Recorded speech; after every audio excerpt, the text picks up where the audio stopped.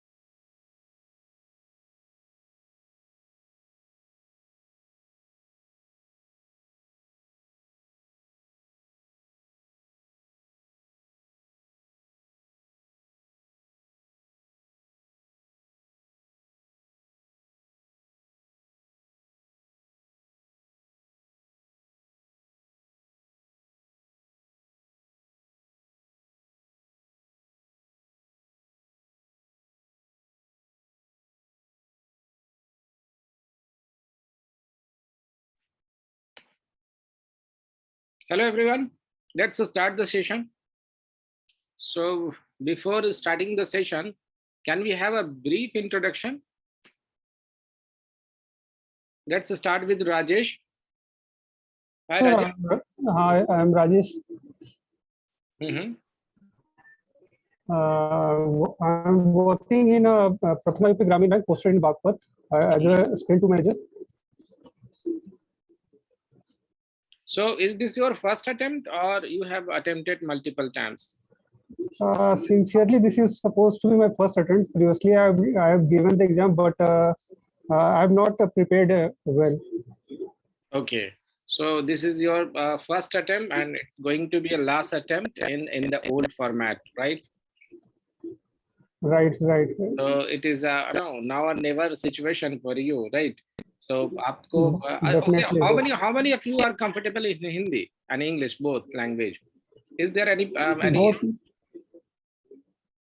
is there anyone who is not comfortable with Hindi or English? Binal? Sorry, Binal?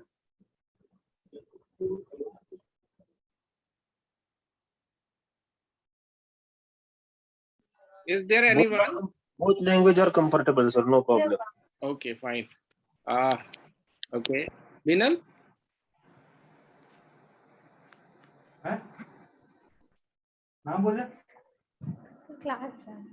So, Binal, are you comfortable with Hindi or English? What? In which language? Both language, sir. Language. Okay, fine. Not an issue. So, we have a lot of students who are confirmed before getting into enroll in this course that I'm comfortable only in English. That's why I am just asking before I start speaking Hindi, let me confirm whether anyone who is not comfortable with English or Hindi. So, Binal, आप सबसे पहले अपना एक introduction दे दें थोड़ा सा.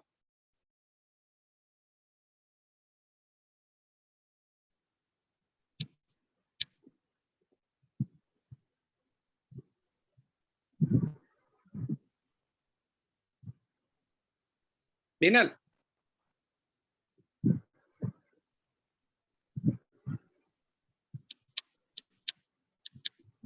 Okay. Can we have another student introduction, please? Athulantu.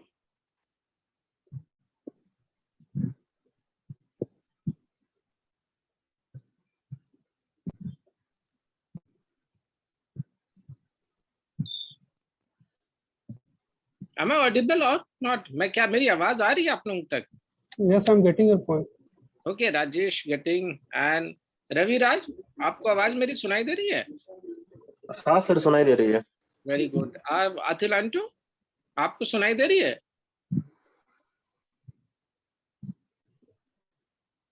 May be. Okay fine.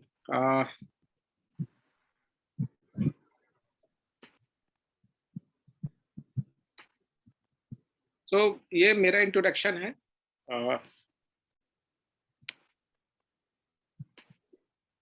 just a second.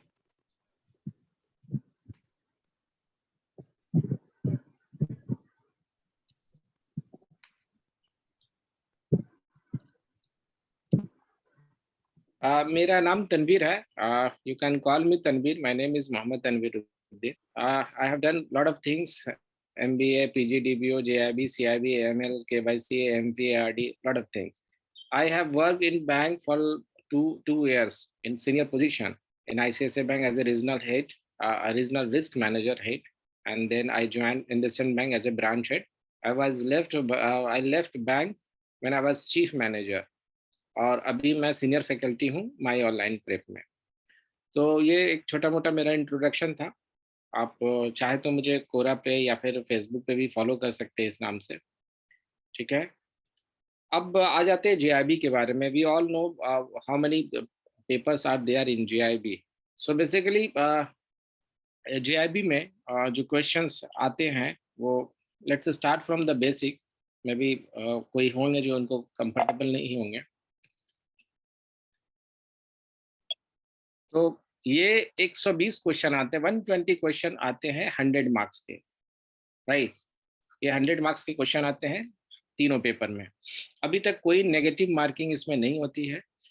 जो paper होते हैं, मतलब this paper, the time is for this exam is 2 hours। Type of question, इसमें आपको objective type question आते हैं, fill in the blanks आते हैं, ट्रू एंड फॉल्स आते हैं, मैचिंग आते हैं। एक चीज जो बताते हैं, जो फर्स्ट टाइम दे रहे हैं उनको शायद ये नहीं पता होगा, they are not aware of this thing that the questions are asked in 3 types of questions. Apart from this type of question, objective type, fill in the blanks, true and false, and matching, then if you categorize the question on number side, marks basis, so 70 question are asked from in a particular book carrying 0.5 marks. 70 question होते हैं जिसमें half marks के question होते हैं exam में, और 35 question होते हैं 1 मार्क्स के क्वेश्चन होते हैं। 15 क्वेश्चन होते हैं जो 2 मार्क्स के क्वेश्चन होते हैं। तो टोटल 120 क्वेश्चन आते हैं 100 मार्क्स के। ओके, अब अगर वेटेज की बात करें हम लोग,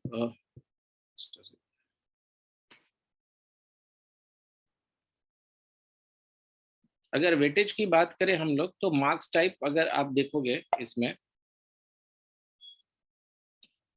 जो प्रीवियस ईयर में क्वेश्चंस आए थे वो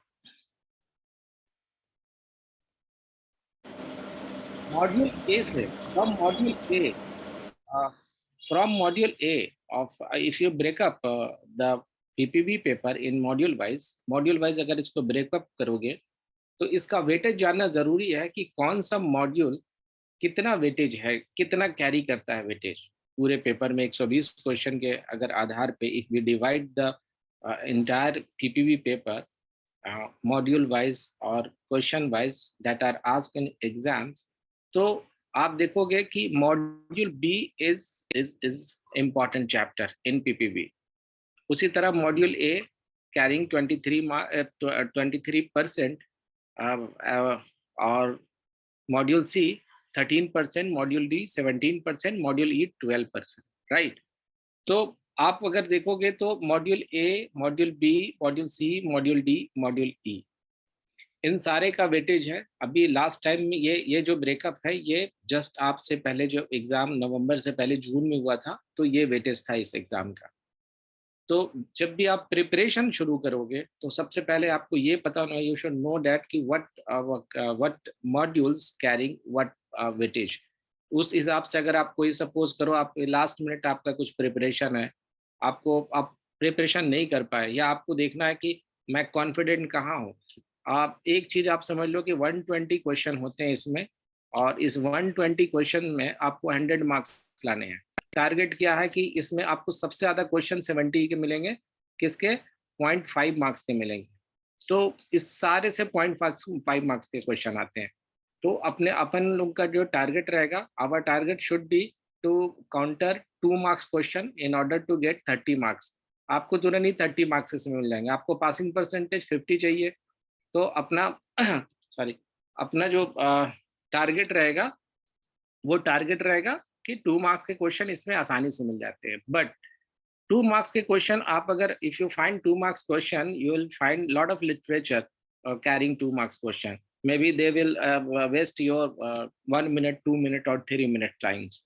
So it is very difficult to solve all the 2 marks question confidently, seriously. But 70 marks के क्वेश्चन होते हैं, ये सिली क्वेश्चन होते हैं।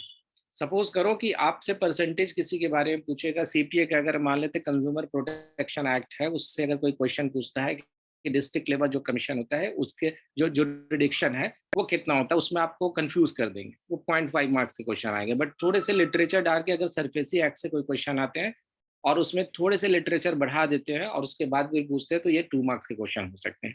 जो मॉडरेट रहते हैं वो 1 मार्क्स के क्वेश्चन पूछते हैं। तो वेटेज के आधार पे हम लोगों को ये देखना जरूरी है कि मॉड्यूल बी जो है पीपीबी के, उसका वेटेज सबसे ज्यादा है। उसके बाद फिर मॉड्यूल ए है, उसके बाद फिर मॉड्यूल डी है मार्केटिंग, एंड फिर मॉड्यूल सी है और मॉड्यूल ई है। अभी ये पेपर बिल्कुल ही चेंज हो जाएगा। अभी ये जो पीपीबी है, पीपीबी में ये इंडियन फाइनेंशियल सिस्टम तो रहेगा ही, आप इतना समझ लो। और एडवांस बैंक मैनेजमेंट का जो फर्स्ट मॉड्यूल है इंडियन इकोनॉमिक्स, वो इसमें ऐड होने वाला है। ये आप ये समझ लो कि ये जो पेपर है फंक्शन ऑफ बैंक का, ये पीपीबी अभी ऐसे नहीं आ जाएगा। पीपीबी आएंगे, इसमें एसेट्स पार्ट आ जाएंगे एक तरफ एक मॉड्यूल में, और लायबिलिटीज पार्ट एक तरफ आ जाएंगे, लायबिलिटीज पार्ट एक तरफ आ जाएंगे। तो ये मॉड्यूल ए मॉड्यूल बी रहेंगे, और बैंकिंग टेक्नोलॉजी इंटैक्ट रहेगा, एथिक्स इंटैक्ट रहेगा इसमें। ये जो मार्केटिंग है ये चल जाएगा आपका जो 4th paper retail marketing, retail banking and wealth management है, इस पार्ट में चले जाएगा ये 4th पेपर में, ये वाला मॉड्यूल। तो ये वाला जो एग्जाम है, this exam is going to be very very crucial for you, because see we have 3 papers till November, but if you try it in May, you'll have 4 papers. So you have to be put all your effort in order to pass this exam. ठीक है। अब हम लोग देखते हैं कि दूसरे paper AFB, इसका क्या वेटेज रहा है इसमें। अच्छा, इसमें टोटल जो चैप्टर हैं, अगर आप पीपीबी का अगर बुक आपने मैकमिलन का देखा होगा या कुछ भी आपने वीडियो देखा होगा माय ऑनलाइन ट्रिप का, तो इसमें टोटल 49 चैप्टर्स हैं, 49 डिफरेंट टॉपिक्स हैं that you need to go through that, right. अब AFB में आइए, इसमें टोटल 27 चैप्टर हैं। These are divided in 4 modules. 1 module is business mathematics and finance. इसमें ये जो बिजनेस मैथमेटिक्स एंड फाइनेंस है, ये आप देखो इसका जो वेटेज है ये सबसे ज्यादा है। क्यों? क्योंकि इसमें जो 5 जो चैप्टर हैं 1 2 3 4 5, calculation of interest and annuities, and the second calculation of YTM, the third one is capital budgeting, the fourth one depreciation, and the fifth one is arithmetic, forex arithmetic. ये जो 5 चैप्टर के calculation है, these are very very important in order to pass the exam. अगर आप सोच रहे हो कि अच्छा इसमें से how many of you are from commerce background and non-commerce background? Raviraj non-commerce background, arts. Okay, and One non-commerce background, science. science. Okay, and Prashant,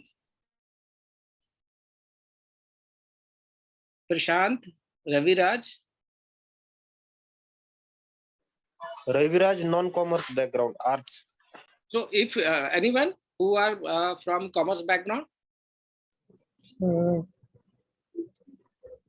नहीं, कोई बात नहीं है। ये इसलिए मैंने पूछा था आपसे कि अगर आपने मैकमिलन की बुक देखा होगा, तो उसमें एक चीज है कि जब चैप्टर आप 7 या 8 9 में जाओगे, तो the first chapter you need to go through that the cash book, right?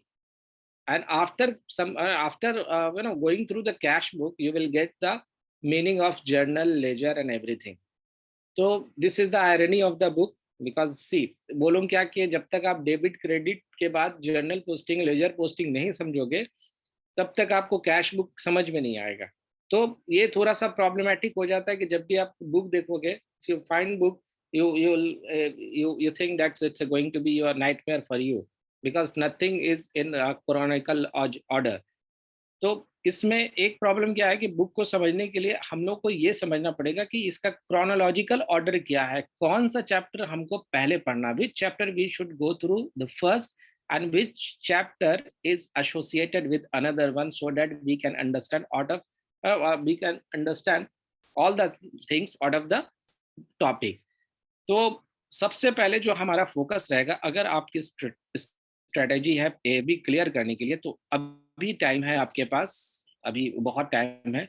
इस पर्टिकुलर मॉड्यूल को आप बाइबल बना लो। बिलीव मी, ये जो 32 मार्क्स है ना, ये 32% क्वेश्चंस आते हैं इसमें से, नॉट मार्क्स। तो मे बी मार्क्स आपका वेरी करेगा, मे बी 25-30 मार्क्स के आसपास। तो ये पासिंग परसेंटेज के लिए काफ़ी हेल्पफुल रहेगा। उसके बाद जो चैप्टर है वो मॉड्यूल बी, इसमें थोड़ी सी प्रैक्टिस आपको करनी पड़ेगी। हर चीज़ जिसमें अकाउंटिंग के प्रिंसिपल्स हैं उनको सीखना पड़ेगा। इस चैप्टर में अगर if you are not very comfortable with the numerical questions, right, if you are not comfortable with the numerical questions, then this module is for you. इसमें ज़्यादा न्यूमेरिकल नहीं है, सारे न्यूमेरिकल क्वेश्चन इसमें ही हैं। अब क्वेश्चन ये है कि क्या मैं बिना न्यूमेरिकल क्वेश्चंस बना करके क्या ये पेपर क्लियर कर सकता हूँ? My answer is not impossible, but still it is very difficult. बिना न्यूमेरिकल क्वेश्चन सॉल्व किए आप इस पेपर को क्लियर करना अभी डिफिकल्ट नहीं हो पाएगा। तो आपको अभी से ये हैबिट डालनी पड़ेगी कि इसमें चीज़ें जो हैं, जो आपका कैलकुलेशन ऑफ इंटरेस्ट, ये calculation of YTM, capital budgeting, depreciation और foreign arithmetic, foreign exchange arithmetic, ये जो 5 चैप्टर है इसमें आपको हर एक क्वेश्चन को सॉल्व करना पड़ेगा। ठीक है, तो अगर आप वेटेज देखोगे पिछले साल का, पिछले बार जो एग्ज़ाम हुआ था सेमेस्टर में जून 2022 में, तो मॉड्यूल ए 32% था, मॉड्यूल बी 28% था, और मॉड्यूल सी 25% और मॉड्यूल डी 15% वेटेज था। मतलब इतने क्वेश्चन आए थे। ये वैरी करता है, इनका वेरिएंस अगर आप देखोगे तो 5% का वेरिएंस होता है, मतलब 5% ही प्लस माइनस होगा आपका यहाँ से, प्लस माइनस, उससे ज़्यादा नहीं होता। या तो ये फिर माइनस हो जाएगा 27%, या फिर ये मैक्सिमम ये जाता है ये 35% मैक्सिमम। ये लगता है मुझे, आई रिमेम्बर ये कब आया था, मे बी आज से 3-4 साल पहले। If you see the question in 2019 they have asked 35% question from this particular module, right? तो फिर आगे बढ़ते हैं, चलिए दूसरे मॉड्यूल को देखिए, इनका वेटेज कितना है। इनके वेटेज में देखिएगा आप LRV बहुत इंपॉर्टेंट चैप्टर है। इसका मॉड्यूल बी जो देखेंगे वो 36% वेटेज है। मॉड्यूल बी क्या है, इसमें legal expect of banking operation जितने भी हैं इसमें, क्या कहते हैं, लीगल, चाहे वो केस लॉ हो, लेटर ऑफ क्रेडिट हो, या फिर आपके क्या बिल एक्सचेंज हो, या फिर चार्जेस हो, ये सारे चैप्टर मॉड्यूल बी में आपको मिलेंगे। तो इसका वेटेज सबसे ज़्यादा है, और नंबर ऑफ चैप्टर भी, चाहे NPA हो, सारी चीज़ें आपको इसी में मिलेंगी। जितनी भी तरह की एक्ट एप्लीकेबल है जो बैंकिंग ऑपरेशन में बैंकिंग रिलेटेड लॉ है, चाहे वो सरफेसी एक्ट हो या CPA हो या बैंकिंग ओम्बड्समैन हो, वो मॉड्यूल सी में आपको मिलेंगे। मॉड्यूल डी में आपको कमर्शियल लॉ मिलेंगे, जैसे आपके कंपनी एक्ट्स है, कॉर्पोरेट एक्ट्स है, पार्टनरशिप एक्ट्स है, या फिर सेल्स एंड गुड्स एक्ट है।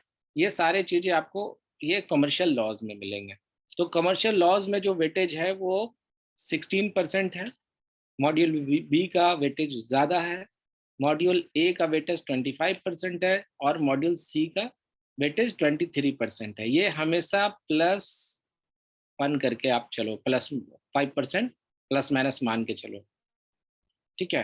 तो ये चीज़ें इसलिए इम्पोर्टेंट है कि जब आप कोई एग्जाम का प्रिपरेशन कर रहे हो, आपने पहले भी एग्जाम का प्रिपरेशन करके बैंक ज्वाइन किया होगा, तो उसमें भी आपकी स्ट्रैटेजी होगी, क्वांट्स में मैं कितना करूंगा, मैं मैथ्स में कितना करूंगा, मैं क्या इंग्लिश में कितना स्कोर करने वाला हूँ। तो एक वेटेज के हिसाब से कि इसका इतना वेटेज है, इतना मेरी इसमें इसमें कॉन्फिडेंस है कि मैं इतना ज़्यादा कर लूँगा, तो आप पेपर के साथ एक स्ट्रैटेजी बनाते हो। तो ये एग्ज़ाम डिफ़िकल्ट क्यों है? क्यों इतना डिफ़िकल्ट है? छोटा सा एग्ज़ाम, आप उससे डिफ़िकल्ट एग्ज़ाम पास करके बैंक में आप नौकरी कर रहे हो। You are doing your job in bank, right? After cracking so many exam like bank PO or bank color or so many exam to just enter in this segment, right? But why it becomes when it comes to JIB, you find it is bit difficult to crack JIB exam. तो उसमें क्यों होता है वो मैं आपको आगे बताऊंगा कि JIB डिफिकल्ट क्यों है। तो ये वेटेज हम लोग देख लिए, ये मॉड्यूल ए के वेटेज आपके 25% है। चलिए अब एक चीज और बता देते हैं कि आपको शायद ये पता है कि नहीं है, एटलीस्ट 5 मार्क्स चाहिए होगा इस एग्जाम को पास करने के लिए, ये आपको पता है? और minimum 45 marks in any paper but at least 150 marks in aggregate. तो मुझे ये तीनों सिनेरियो आपके सामने है, मुझे बताइए कौन से सिनेरियो में ये पास माना जाएगा, मतलब in which scenario we can say the candidate is passed in that particular exam. Scenario 2 में पास रहेंगे। सिनेरियो 2 में पास रहेंगे, okay. any other variance? Why not in scenario 1? 44 marks, less than 45. 45, because ये less than 45 marks है। Very good, तो ये आपको समझ में आता है, you are comfortable with this calculation, not an issue। चलिए, why do we fail in JIB exam? ये क्वेश्चन है, ये सारे क्वेश्चन पूछते हैं कि यार मैं you see I have cracked so many exam in my life, I cracked simultaneously IBPS, I cracked SBI, I cracked RRB, a lot of exam I cracked, but I didn't find any difficulty when I was preparing for bank PO or SSC or railway or any exam. But when it comes for JIB, I find it is quite difficult. Why? Because see, you have to understand the logic behind this. जो exam आप पास करके आए हो, the exam that you have passed and you just entered in the banking sector, that was a concept based. What? Concept based. And the exam you are which you are preparing for JIB is a content based। ये आप देख लो, ये जो है ये concept based है और ये content based है। क्यों? Why? आप जब भी रीजनिंग बनाते हो तो उसमें आप ये एक्सपेक्ट नहीं करते हो कि ये पर्टिकुलर क्वेश्चन ही आएगा। कभी ऐसा हुआ है कि आपने एक रीजनिंग का मैथ्स बना लिया और उसको रट लिया, या कोई भी रीजनिंग का क्वेश्चन याद कर लिया और एग्जैक्टली सेम क्वेश्चन आ गया? ऐसा होता है? नहीं होता है। क्यों नहीं होता है? क्योंकि आपको एक फॉर्मेट दिया गया है कि आप उस फॉर्मेट पे प्रैक्टिस करो, क्वेश्चन इसी से सिमिलर आएगा, आपको बनाने हैं। तो वहां पे आप कॉन्सेप्ट का प्रिपरेशन करते हो। मुझे कॉन्सेप्ट जानना है कि ये जो मैथमेटिक्स में जो फॉर्मूला है अलजेब्रा का या क्वाड्रेटिक इक्वेशन का या फिर हमारा पार्टनरशिप का या फिर आपका प्रॉफिट एंड लॉस का जो इक्वेशन है, वो उस इक्वेशन पे अगर मैं फिगर को पुट करूं तो मेरा वैल्यू कितना आएगा। ये आप कंटेंट बेस्ड, आप ये कॉन्सेप्ट बेस्ड आप प्रिपरेशन करके आए। यहाँ ऐसा नहीं है। अगर हम लोग AFB को छोड़ दें, AFB को अगर छोड़ दें तो यहाँ पे कंटेंट है जो आपको याद रखना है। RBI का मेन फंक्शन क्या है ये याद रखना। RBI का मेन ऑफिस कहाँ पे ये याद रखना। How many deputy governor are there in RBI, what are their age limit, what are their qualification, you have to keep in your mind, right? So that's why it seem difficult। तो यहाँ पे क्या आपको याद रखनी है चीजों को। अगर आप याद नहीं रखोगे तो आप मिस्टेक करोगे। कॉन्सेप्ट, अगर एक कॉन्सेप्ट है कि चलो भाई ठीक है, मैं कैलकुलेशन ऑफ इंटरेस्ट एंड एन्युटीज का कोई फार्मूला है, PBB है, मान लेते हैं कि मुझे सिंपल इंटरेस्ट या कंपाउंड इंटरेस्ट का फार्मूला है, मुझे P into 1 plus R to the power T, ये फार्मूला से मुझे सॉल्व करना है क्वेश्चन, तो बना लोगे।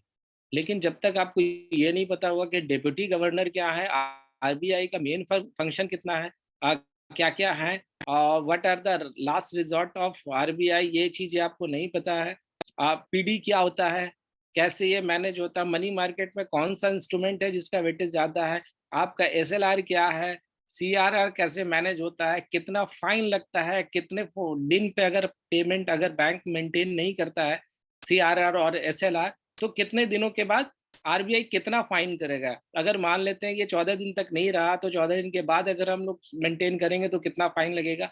ये सारे it's not a concept, it's a content. ये आपको कंटेंट याद रखने, प्रॉब्लम यही है, इसीलिए ये डिफिकल्ट होता है। एक चीज सबसे जो मेजर चीज है, एक ये डिफरेंस। दूसरा डिफरेंस है, you are not a normal student, you are not a normal student, you are a banker. ये आप याद रखो, आप बैंकर हो। आज के डेट में अगर आप पूछोगे कि सबसे ज्यादा ड्यूटी देने वाला कौन एम्प्लॉय है पूरे पूरे हिंदुस्तान में, तो सबसे ज्यादा ड्यूटी जिसको लगता है वो बैंकर है। ये एक बार तो gone are the days when you are a banker, you are said about, you are called as a white collar job, you have a life and your job is considered as a 9 to 5 job. Gone are the days. अब वैसा नहीं होता है।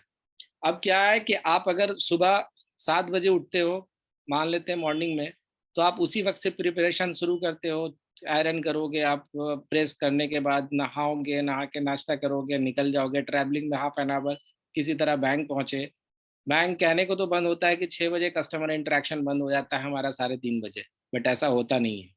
हमारा interaction होते होते cash tally करते करते बंद करते करते 7:30-8 बज जाता है। घर पहुंचते पहुंचते आप एग्जॉस्ट हो जाते हो, 8:30 तक पहुंचते हो, 8 बजे पहुंचते हो। कभी मंथ एंड है, कभी ऑडिटर है, कभी इंटरनल ऑडिट है, कभी रीजनल एड का विजिट है, कभी जोनल एड का विजिट है, और कभी कंप्लायंस है, कभी पेंडिंग कंप्लायंस को आप ये कर रहे हो। लॉट ऑफ थिंग्स रहता है। होता है कि नहीं होता है? होता है ऐसा? होता है सर, होता है। होता है। तो आप नॉर्मल स्टूडेंट नहीं हो, आपको इसमें ही प्रिपरेशन करना है। और आप इसलिए ये डिफिकल्ट हो जाता है कि जब आप स्टूडेंट थे तो आपके पास टाइम था, आप अपने हिसाब से फ्लेक्सिबिलिटी, आपकी प्रायोरिटी सिर्फ और सिर्फ पढ़ाई रहती थी कि मुझे किसी तरह एग्जाम क्रैक करना और मुझे नौकरी पानी है। बट यहाँ पे आपको नौकरी भी करनी है और एग्जाम के प्रिपरेशन भी करने हैं। तो ये थोड़ा डिफिकल्ट हो जाता है, बट ये उतना भी डिफिकल्ट नहीं है। जैसे आप अभी अभी क्लास आप कर रहे हो तो ये आपकी प्रायोरिटी है, आप किसी तरह मैनेज कर लोगे। ठीक है। तो एक एक कारण तो ये हो गया, कॉन्सेप्ट ऑफ वर्सेस कंटेंट। तो कंटेंट आपको याद रखना। अगर एएफबी में भी अगर 50%, इसमें 50% कॉन्सेप्ट है और 50% आपके कंटेंट है जो आपको याद रखने हैं और प्रैक्टिस करने हैं। That's it. Confusion over how to start the preparation. बहुत सारे स्टूडेंट होते हैं, पूछते हैं कि सर एग्जाम का प्रिपरेशन कैसे स्टार्ट करें। अच्छा, अगर आप आइडियल सिनेरियो में क्या क्या कौन सा पेपर आप सोचोगे कि सबसे पहले प्रिपरेशन करना चाहिए? कौन सा पेपर? सपोज करो you are first very first time you got the book of Macmillan, right? You have 3 books of Macmillan for JIB preparation, and now you want to start your preparation. From which book you will start the preparation? कोई आप बता पाओगे कि कौन से book से आप start करना चाहोगे? Anyone?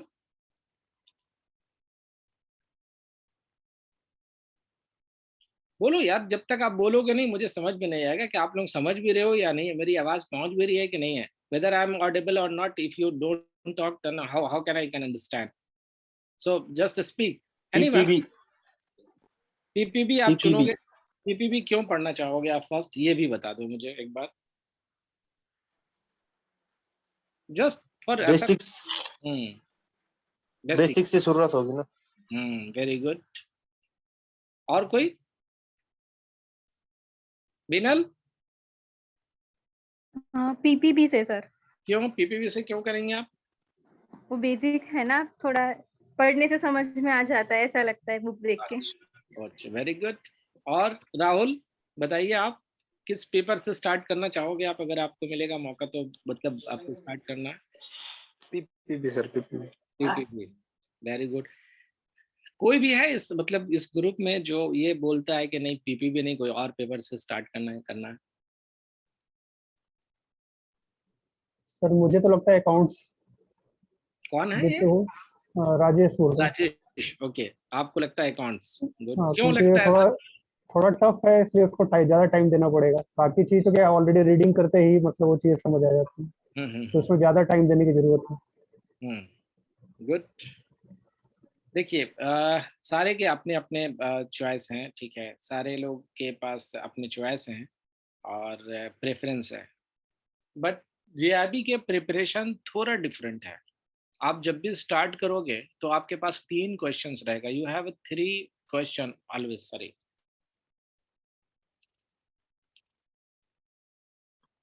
So you have a 3 question. Whenever you want to start JIB preparation, you have a 3 question. How much time has left? कितना टाइम बचा है? It depends. वहाँ से आपकी तैयारी होती है. When to start and where to start. तो ये जो क्वेश्चन है ये अपने आप में दोनों सिमिलर है. ये दोनों क्वेश्चन क्यों? आप आपके ह्यूमन नेचर होता है कि थोड़ा प्रोकास्टिनेशन करते हैं ये लोग। हम लोग सारे लोग प्रोकास्टिनेशन करते हैं। अरे छोड़ो, नेक्स्ट वीक से शुरू करते हैं ना, छोड़ो ना, आज पी लें ना, कल उसको कर लेते हैं। सी जीआईबी में क्या प्रॉब्लम है? जीआईबी में प्रॉब्लम ये है कि अगर आप एक पेपर अगर निकाल भी देते हो, सपोज करो एएफबी आप क्लियर भी कर लेते हो, तो अगले बार ये 2 पेपर का क्लियर होगा, नहीं होगा, नहीं पता। यू नेवर नो कि आपका ट्रांसफर हो जाए, यू नेवर नो कि उस वक़्त ऑडिट आ जाए, यू नेवर नो कि क्या हो। तो 2 पेपर आपका गया और ये कहीं अगर 4 अटेम्प्ट में बदल गया, तो फिर से आपको जो पेपर निकला वो फिर से वापस देना पड़ेगा। एक तो ये है। दूसरा जो सबसे इसमें है कि when to start. Ideal scenario में ये एग्जाम का प्रिपरेशन आपको 3 महीने पहले शुरू कर देना चाहिए। If you want to go through each and every topic of GIB and you want to crack the exam with distinction marks, then you have to start the preparation at least before 3 months, with 2.5 months before. इतना काफी होता है। और that too, not बस सिर्फ ये नहीं है, that too you if you are comfortable enough to give at least 2 to 3 hours on a daily basis. ये इतना टाइम आपको देना पड़ेगा। अगर आप ये टाइम अगर देते हैं तब आराम से आपको ये पेपर क्रैक हो जाएगा। एक चीज और मुझे बताइए कि what are the motto behind JAIIB? आप में से कोई बता सकता है कि why do we attempt JAIIB? Why do we need to pass JIB?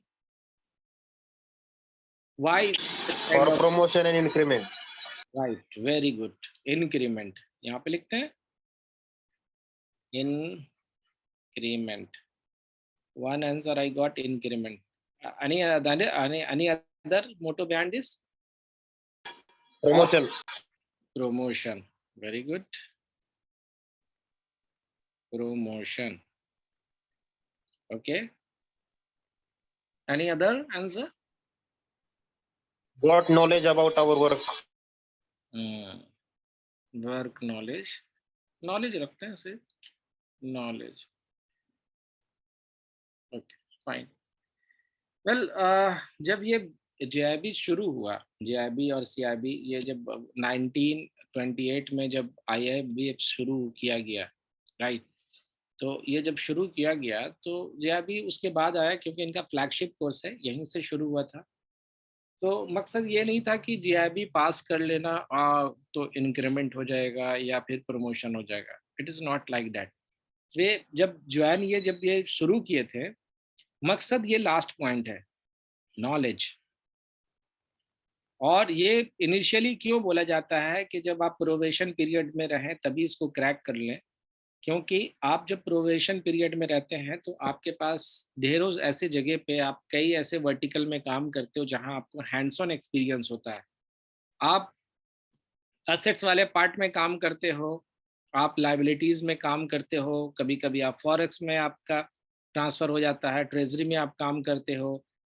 बहुत सारे ऐसे जगह पे है जहाँ पे आप काम करते हो। आप मार्केटिंग में काम करते हो, आप आईटी में काम करते हो, ये इतने सारे जगह पे आप काम करते हो। तो मकसद इसमें ये इसलिए है कि आप जिस पर्टिकुलर पोजीशन पे हो, वो पोजीशन जो है वो इम्पोर्टेंट है।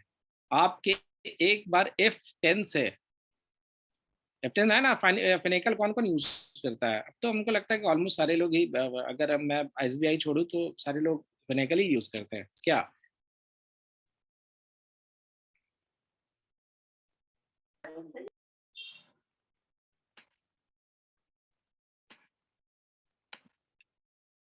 तो फिनेकल अगर आपके एक बार F4 यहाँ पे F4 F10 बटन होता है, F4 प्रेस करने के बाद F10 करने पे हम लोग ट्रांजेक्शन को पास कर देते हैं, पोस्ट कर देते हैं ट्रांजेक्शन को। तो ये जब ट्रांजेक्शन हम लोग पोस्ट करते हैं तो इसमें रॉन्ग क्रेडिट भी होता है। किसी के साथ कभी रॉन्ग क्रेडिट हुआ है?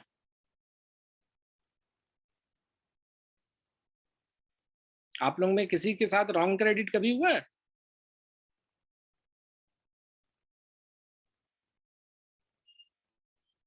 बता दो भाई। हुआ है सर। अच्छा, वेरी गुड। तो कैसे रिकवरी हुआ? इमीडिएटली आप लोग उसको डेबिट मार लेते हो या कभी कस्टमर ने पैसा निकाल लिया? ऐसा हुआ है कभी? सिचुएशन आया है? मैं इमीडिएटली डेबिट मारा है उसको। तो कभी ऐसा सिचुएशन आया कि आपको पता नहीं चला, 2 दिन बाद पता चला, तब तक के कस्टमर ने पैसा विड्रॉ कर लिया? नहीं ऐसा नहीं हुआ अभी तक। ऐसा नहीं हुआ। ऐसा अगर मान लेते हैं कि सपोज करो कि एक सिनेरियो देते हैं कि आपने रॉन्ग क्रेडिट कर दिया 5 लाख, तो 5 लाख नहीं, अब मान लेते हैं 1 लाख आपने रॉन्ग क्रेडिट कर दिया और कस्टमर ने पैसा वो निकाल लिया, कैसे रिकवरी करोगे और क्या प्रावधान है इसके? What are the option you have to recover that money from the customer and how will you approach him? बताओ मुझे, आप कैसे करोगे इसको कि पैसा आपने रॉन्ग क्रेडिट कर दिया और पैसा आपको वापस चाहिए होगा?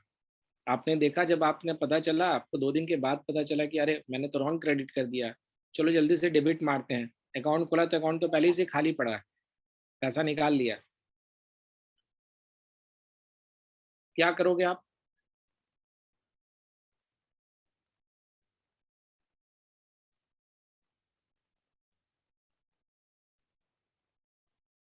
कोई भी? डिनर, प्रशांत, राहुल, राजेश, रविराज, बताओ क्या करोगे Uh, आप? उस सर कस्टमर को मैं कांटेक्ट करेंगे पहले। कस्टमर बोला मैं पैसा नहीं दूंगा,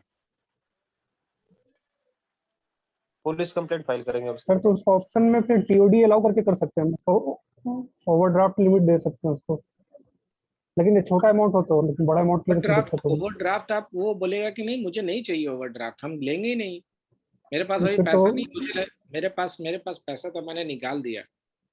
फिर तो लीगल लीगल भी क्या कर सकते हैं उसमें, फिर लीगल रिक्वेस्ट में ही क्या कर कर सकते सकते हैं? हैं, लीगल में रिक्वेस्ट ही क्या कर कर सकते सकते हैं, हैं? पुलिस रिक्वेस्ट ही कर कंप्लेन सकते कर सकते हैं। हैं। नहीं नहीं, वो तो हमारी फॉल्ट है, वो कर ही नहीं सकते उसमें। हम्म, तो फिर क्या क्या क्या करेंगे? लीगल एक्शन क्या लेंगे? फिर कस्टमर को रिक्वेस्ट कर सकते हैं, और तो उसके अलावा मुझे तो लग नहीं रहा कोई और तरीका। पुलिस कंप्लेंट कर सकते हैं सर। कैसे कर सकते हैं? किस बिना पे पुलिस कीजिए? कंप्लेंट, किस बिना पे पुलिस कंप्लेन कीजिएगा रविराज? जो उसका पैसा था ही नहीं वो कैसे निकल सकता है? ठीक है, उसका पैसा था नहीं निकला, लेकिन वो तो पैसा जस्टिफाई आपने कैसे करें, जस्टिफाई जस्टिफाई कैसे करेंगे, कैसे करोगे, आपका पैसा नहीं है। Good question. जस्टिफाई कैसे पुलिस ने एक बार उसको डंडा दिया तो ला के देता है पैसा। तो अगर वो ऑलरेडी, आप समझ लो एडवोकेट है, मान लेते नॉर्मल नॉर्मल कस्टमर को आप बता दिए जो बेचारा ऐसे ही है, लेकिन वो ऑलरेडी पुलिस में है या ऑलरेडी वो एडवोकेट है, तो या फिर पेप कस्टमर है, मतलब पॉलिटिकल ये एक्सपोज्ड कस्टमर है, पेप पर्सन है, तब तब क्या करोगे? तो पैसा क्या ऐसे करोगे? कस्टमर पैसे निकालते नहीं है। नहीं, मैं एक बात बता रहा हूँ, उसने डिक्लेरेशन नहीं दिया। अब सपोज करो कि एडवोकेट है, एडवोकेट का तो अकाउंट खोलोगे आप, या कोई मान लेते हैं कि पुलिस में है, उसका भी अकाउंट तो खोलोगे। सिर्फ पेप वाले कस्टमर का आप केवाईसी डिफरेंटली करोगे या परमिशन लोगे? जो ऐसे पॉलिटिकल टाइम पे हम आपको कांटेक्ट करेंगे, आपसे सलाह लेंगे। देखिए होता क्या है कि ये जो सिनेरियो है, जब भी आप रॉन्ग क्रेडिट करते हो ना, तो आपने सही कहा कि आप कस्टमर के लीगली कस्टमर बोल सकता है कि ये पैसा जो है आपने रॉन्ग क्रेडिट किया। आप सबसे पहले तो सस्पेंड अकाउंट या अपने पॉकेट से दे करके उसको आप अकाउंट को मेंटेन करोगे, वो ऑफिस अकाउंट को टैली कराओगे, ठीक है, इसको आप टैली कराए, या फिर सस्पेंड अकाउंट को डेबिट मारोगे। चलो ये समझ में आता है, लेकिन अब हम कस्टमर से कैसे लेंगे? कस्टमर से इनिशियली हम लोग रिक्वेस्ट कर सकते हैं कि भाई ऐसा है, वो पैसा मेरे गलती से चला गया। अब कस्टमर बोला मैंने तो पैसा खर्च कर दिया, मेरे पास अभी नहीं है, तो आप बोलेंगे अब क्या करेंगे? लीगल एक्शन लेंगे? नहीं, वो बोलेगा इंस्टॉलमेंट में देंगे आपको, 1 लाख है, हम हर महीने 1-1 हजार रुपया देंगे, तो भी नहीं मानना है। लीगल एक्शन उस पर ये बनता है कि उस पर वो लाइबिलिटीज है, उसको सोर्स ऑफ मनी बताना पड़ेगा, ये पैसा आपके पास कहाँ से आया, ये आपको बताना पड़ेगा। अगर बोलता है बैंक से हुआ, तो it's not, it doesn't belong to your money, how can you withdraw it? तो दिस इज द क्वेश्चन, ये लीगली पूछ सकते हैं कि when it doesn't belong to you, how can withdraw it? आप विथड्रॉ नहीं कर सकते ना, आपका था ही नहीं, आपने बैंक मैनेजर को या बैंक में क्यों नहीं पूछा कि ये पैसा आपका नहीं है, कहाँ से आया? जब आप बता नहीं रहे हो, अगर आप बोला कि नहीं मेरे दोस्त ने दिया, तो जस्टिफाई करो कौन से दोस्त से दिया, ये बैंक से आया मुझे बताओ। तो ये लीगल एक्शन में जाएंगे तो लीगल बाउंडेशन आ जाएगा कस्टमर पे, बट स्टिल ये बहुत लंबा टाइम लेगा जस्टिफाई करने में, ठीक है? तो ऐसे केस में टच वुड आप लोगों का नहीं हुआ है कभी, अच्छी बात है। कभी भी ऐसा रहे, मैं जब ब्रांच में था, खास करके जब मैं ऑपरेशन में था, तो एक बार क्या हुआ कि ट्रांजेक्शन सैलरी क्रेडिट करना था, सैलरी क्रेडिट में एक बंदे को 43,000 रुपया, सॉरी 43,000 एक का रॉन्ग क्रेडिट हो गया। अब उसको पता नहीं चला, वो 2 दिन बाद बोला मेरी सैलरी नहीं आई, सैलरी नहीं आई। तो फिर उसके बाद पूछा गया तो पता चला कि एक रॉन्ग क्रेडिट हो गया। तो मेरा एक कलीग था उस टाइम में, तो वो बताया कि ऐसी सी बात है। तो पता चला कि उसके घर हम लोग गए, 4-5 मतलब इवन 10 टाइम्स जाने के बाद हम लोग को किसी तरह 23,000 मिला था, और बाकी 20,000 अपने पॉकेट से हम लोग दिए थे कि दे दो यार अब तुम्हारा रॉन्ग क्रेडिट हो गया। क्योंकि लीगल अगर रास्ता अगर हम लोग खोजेंगे तो सबसे पहले ये है कि आपको एचआर से ही मेमो आएगा आपने रॉन्ग क्रेडिट कैसे किया। अगर आप डिस्क्लोज करते हो सबसे पहले कि रॉन्ग क्रेडिट गया, तो ये गया कहाँ से, एचआर आपसे पूछेगा, बॉस आपसे पूछेगा, आपका अप्रेजल, आपका प्रमोशन, कि भाई इसने रॉन्ग क्रेडिट किया। मतलब डाउन दी लाइन अगर आप पोस्टिंग करते हो, आप चेकर हो, मेकर ने गलती किया है तो मेकर है तो चेकर भी तो जाएगा। मेकर और चेकर अगर आपके ठीक है पावर में, फाइनेंशियल डेलीगेशन ऑफ पावर में है, आप पोस्ट कर देते हो फाइन, अब मेकर ही पकड़ाएगा, चेकर को नहीं पता चला। लेकिन जब अगर चेकर से होकर के गुजरा है, तब तो आप पे भी लाइबिलिटीज बनती है ना। तो इसलिए अवॉइड करते हैं हम लोग, आराम से इसको लीगल वे में निकाल सकते हैं, बट सबसे पहले ये दाग आप पे आ जाएगा कि आपसे रॉन्ग क्रेडिट हुआ है, ये आप पे आ जाएगा दाग। तो इसलिए रॉन्ग क्रेडिट हम लोग नहीं करना चाहते हैं, किसी तरह बचना चाहते हैं। और हो तो देन एंड देयर, एक स्टोरी है, आप मुझसे पूछिएगा। मेरे एक मित्र थे बैंक में, और ये बहुत लंबी स्टोरी है। एक मेरे मित्र, मैंने उनको फ़ोन किया कि आपके घर वाले परेशान हो रहे हैं, आप अमूमन आप 10 बजे हमेशा फ़ोन करते हैं। उनकी पोस्टिंग नई नई हुई थी, 2-3 महीना पहले उन्होंने बैंक पीओ ज्वाइन किया था, और वो ज्वाइन करने के बाद उन्होंने हमेशा 10 बजे 9 to 10 9:30 तक फ़ोन करते थे घर पे डेली। एक दिन उनका 10:40 तक फ़ोन नहीं आया, और उनका फ़ोन वो उठा भी नहीं रहे, तो सारे लोग परेशान हो गए। क्योंकि मैं उनका एक मित्र था, तो उन्होंने मुझसे फ़ोन किया कि आप एक बार बताइए। तो मैं एक्चुअली वहाँ से ट्रांसफ़र हो गया था, मैंने दूसरे जगह से फ़ोन किया, तो पता चला है कि ये बंदे का रॉन्ग क्रेडिट हो गया है, और कैश टैली नहीं हुआ है। ब्रांच मैनेजर बोल रहा है कि जब तक कैश टैली नहीं होगा और कैश हम क्लोज नहीं करेंगे, तो ये रॉन्ग जो क्रेडिट हुआ है, ये पैसा आपको इमीडिएटली देना पड़ेगा अपने पॉकेट से। तो एक इंटरेस्टिंग स्टोरी है, आई टेल यू। ठीक है, अभी करूंगा तो बहुत टाइम लग जाएगा, तो आप कभी सुनना, मुझे याद दिलाना, जब ये अभी नेक्स्ट टाइम में जब हम लोग पढ़ेंगे ना इसका लीगल का, तब इस पे बताऊंगा, ठीक है? चलिए, तो ये तो कंफ्यूजन ओवर कि हाँ स्टार्ट कहाँ से करें, how much time has left, when to start, इस पे हम लोगों ने बात किया ही नहीं। चलिए पहले इसको हम लोग देखते हैं। वेल ये आप देखो कि टाइम आपका आइडियल सिनारियो में आपको 3 मंथ टू 2.5 मंथ के बीच में शुरू कर देना है, और डेली देना है। ऐसा नहीं कि आप अब सोच रहे हो कि आज छोड़ो, आज नहीं देंगे, आज चलते जरा वीकेंड थोड़ा मस्ती करते हैं, या फिर आज चलो थोड़ा इधर उधर घूमते हैं, चिल मारते हैं। एक काम करते हैं, सेकंड सैटरडे को या फोर्थ सैटरडे को थोड़ा कवर कर लेंगे, ठीक है? या फिर चलो वीकेंड में कवर कर लेंगे, वीकेंड में चलो संडे है, संडे को कर लेंगे। Is it possible for you? कर सकते हैं? नहीं कर सकते। जिस तरह आप ब्रेकफास्ट, लंच, डिनर एक साथ नहीं कर सकते हैं, उसी तरह आप ये प्रिपरेशन भी आप सैटरडे संडे को नहीं कर सकते हैं। क्यों क्यों नहीं कर सकते हैं? तो मुझे एक सवाल का जवाब दे दो, आप ये इसको एक साथ क्यों नहीं कर सकते हैं? तो मैं इसका जवाब दूंगा कि इसका क्यों नहीं कर सकते।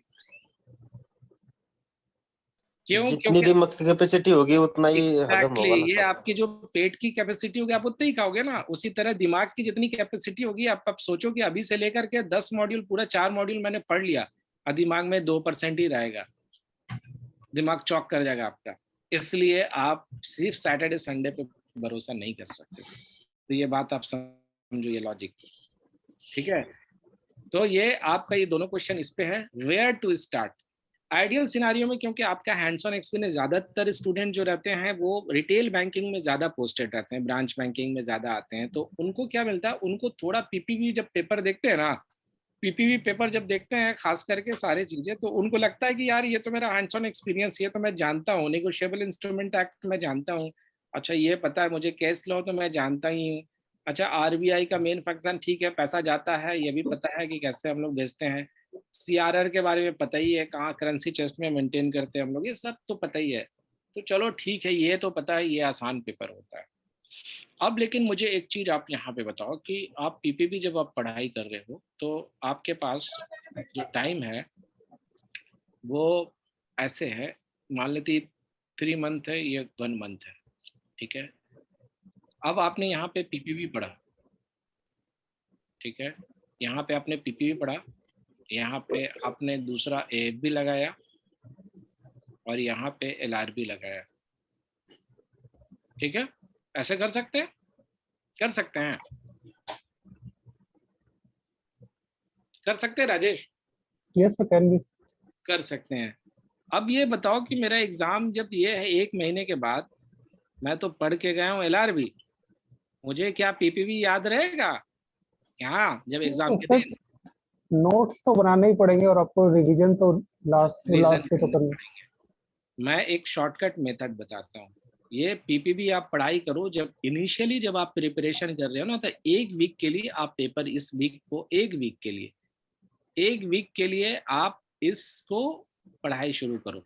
इसमें से ऐसे ही शुरू करने से पहले, अगर आप स्टार्ट कर रहे 2.5 मंथ में आप कर रहे हो, 2.5 मंथ का अंतराल है आपके प्रिपरेशन बचा है, तो उससे एक पहले वीक आप थोड़ा सा पढ़ाई पीपीपी का कर लो। क्यों? क्योंकि आप रिदमिक हो जाओगे, रिदम में आ जाओगे, एक सिस्टमैटिक चैन बन जाएगा, जिससे आपको लगेगा, इंटरेस्ट जाग जाएगा पढ़ने में। क्योंकि अगर आप फर्स्ट टाइम में पेपर एएफबी उठा लोगे और उस पर भी आप नॉन कॉमर्स बैकग्राउंड हो, तो आपके लिए नाइटमेयर हो गया, फिर आप बोलोगे जीआईबी छोड़ दो भाई, मेरे पैसा मुझे कम मिल रहा है, ठीक है, मैं उसमें ही खुश हूँ, ठीक है, मैं उसमें ही खुश हूँ। तो ये सबसे ज्यादा जरूरी है कि अपने इंटरेस्ट काम पहले शुरू किया, उसके बाद ये पेपर आपका डिसाइडिंग पेपर है। बहुत सारे ऐसे स्टूडेंट हम लोग ने अब तक देखे हैं, एक स्टूडेंट मेरे पास ऐसा आया था जिसने 6 टाइम्स में भी ये क्लियर नहीं किया था, मतलब एक रजिस्ट्रेशन उसका गया, दूसरे रजिस्ट्रेशन में उसका सिर्फ 2 अटेम्प्ट बचा था, बोला 6 टाइम हो गया मेरे से एएफबी क्लियर हो ही नहीं रहा, ये एएफबी कभी क्लियर हुआ नहीं। अभी एलआरबी में भी ऐसे ही होता है कि 6 टाइम में आउट ऑफ 6 मैंने 4 टाइम्स में ही इसको क्लियर किया, 2 टाइम्स तो ही निकला ही नहीं, पीपीवी मेरा क्लियर हो जाता है। तो ये जो पेपर है ये सबसे डेंजरस है, इस फिल्म का सबसे बड़ा गुंडा यही है, इसको समझना ज्यादा जरूरी है। तो इसको हम लोग स्ट्रैटेजिकली हम लोग प्रिपेयर करेंगे, इसको हम लोग या तो शुरू में करेंगे या बीच में करेंगे, एलआरबी पहले ले लेंगे और फिर एएफबी पहले ले लेंगे। पीपीबी इजी है, तो इसके लिए मुझे लगता है कि 20 days more than enough for preparation.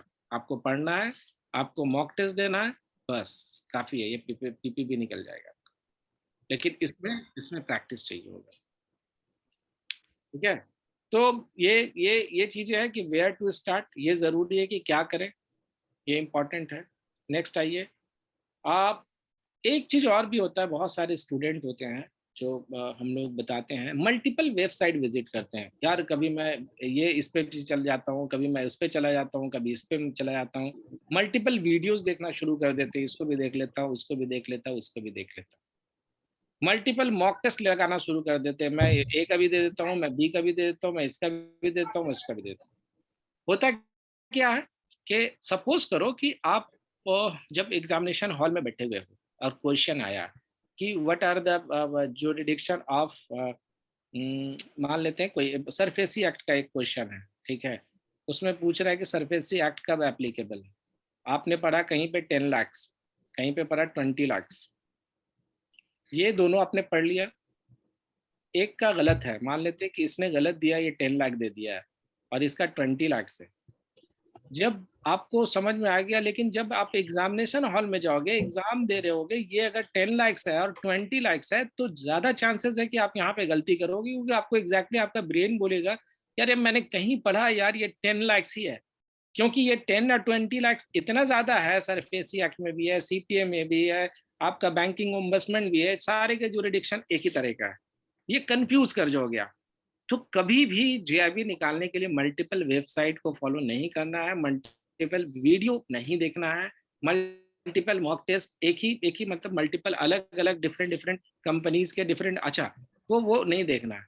Internet पे फ्रीली अवेलेबल चीजों को तो बिल्कुल नहीं देखना है, स्ट्रिक्टली प्रोहिबिटेड। अगर आपको जेआईबी फर्स्ट अटेम्प्ट में क्लियर करना है तो आप सोचो कि आपका मॉनेटरी लॉस है। अगर आपका ये 6 महीना जाता है, आपको इंक्रीमेंट नहीं मिलता है, प्लस आपका टाइम एफर्ट मनी तीनों गया, परेशानी अलग। तो एक बार जब आप निकाल लिए, आपने जेआईबी और सीआईबी क्लियर कर दिया, नाउ आप बिंदास, अब आपको कुछ नहीं करना। बाकी प्रोफेशनल कोर्सेज हैं, अगर डिप्लोमा है उनको मैं देखूंगा। लेकिन अगर ये नहीं निकला, हर बार की तरह एक टेंशन बना हुआ है सर में, यार जेआईबी देना, यार घर पे अभी क्या आ जाऊँ, छोड़ो, या शाम में मस्ती नहीं करता हूँ, 1 साल से कर रहा हूँ, एक पेपर नहीं निकल रहा, अब इसको देखना है। तो ये रिस्क कभी भी नहीं लेना है, क्योंकि बहुत सारे स्टूडेंट, देखिए ये जो सेशन लेने का सबसे बड़ा कारण है, मैं चाहता तो डायरेक्टली आपको एलआरबी के मॉड्यूल ए से शुरू कर सकता था पढ़ाना और डाउट क्लियरिंग ले सकता था, बट मैंने इसलिए लिया कि पहले आप जेआरबी की लॉजिक समझ लो, क्या नहीं करना है और क्या करना, डूज एंड डोंट्स है, वो आप एक बार फॉलो कर लो और समझ लो। Got it? समझ गए? तो ये आप जब यस भी, सर।